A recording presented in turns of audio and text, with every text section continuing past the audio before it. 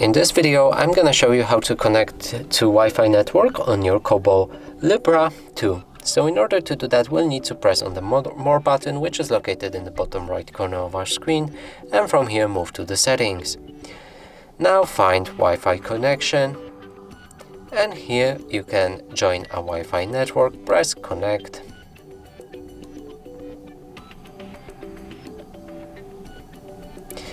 It should scan for the networks, and after a second, all of available networks should show up.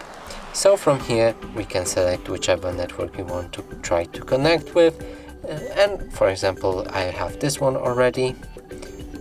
So I pressed on it and I'm connected. But you might also encounter password on your Wi-Fi connection. So for example, let's pick that one. It will ask you for the password. Simply enter the password for that network and click join, and you should be connected. And that's it for this video. Hope you like it. Please consider subscribing to our channel, leave a like and a comment below.